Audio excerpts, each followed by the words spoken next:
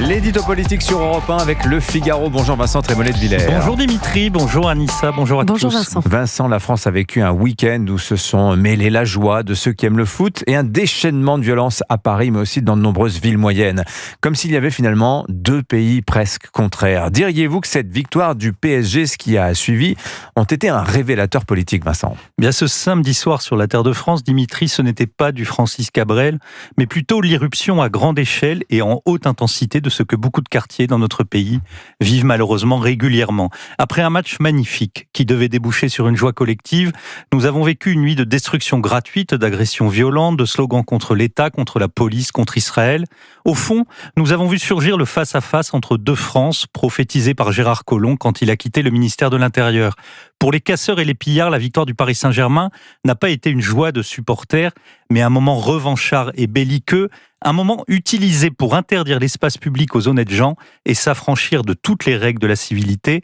La doctrine de ces délinquants, c'est à la fois « on est chez nous » et donc on se comporte en prédateur, et restez chez vous, parce que la ville ne vous appartient plus.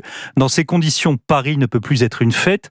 Les naïfs pensent que c'est encore du football, mais nous sommes dans la suite directe des émeutes qui ont développé chez ceux qui y ont participé un mélange explosif de mimétisme et de sentiment d'impunité. Et alors face à ces menaces, il y a des doctrines de maintien de l'ordre, Vincent. Celle choisie par le ministre de l'Intérieur et le préfet de Paris n'était peut-être pas la bonne. Pendant les JO, la Coupe du Monde de rugby, on n'avait pas vu ces débordements. Oui, mais pendant les JO, la capitale était bunkerisée et les délinquants de banlieue ne sont simplement pas venus dans Paris. La Coupe du Monde de rugby a été aussi une réussite, mais pour tous les passionnés de ballon ovale, l'attachement au drapeau, au maillot, au terroir crée une unité culturelle.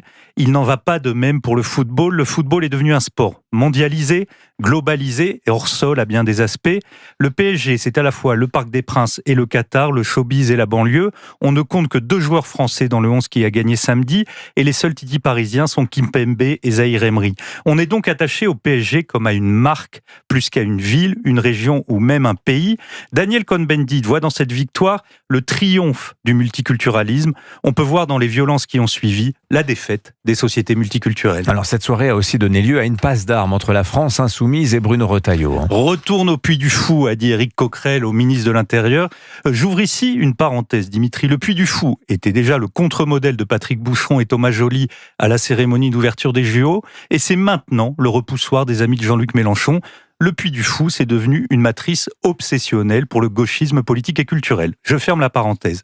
LFI a aussi accusé Bruno Retailleau d'être le fauteur de troubles. Comme dans la folle logique insoumise, Israël est responsable du 7 octobre et la police responsable des émeutes. Après avoir flirté avec l'islamisme et l'antisémitisme, le mouvement de Jean-Luc Mélenchon flirte avec la délinquance. Les insoumis ont aussi reproché au ministre de l'Intérieur d'avoir employé le mot barbare.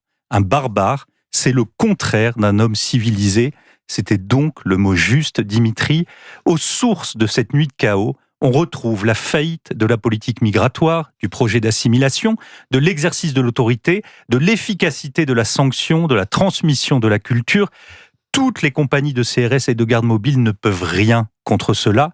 Ce que nous dit cette nuit de violence, c'est que le choc n'est pas seulement sécuritaire, ce choc, c'est exactement ce que l'on appelle un choc de civilisation. L'édito politique sur Europe 1. Merci Vincent Trémollet de Villers, qu'on va pouvoir retrouver ce matin dans les colonnes justement, dans l'édito de Une du Figaro, qui met à la une précisément le PSG champion d'Europe, le triomphe, la liesse et la violence. Merci beaucoup Vincent.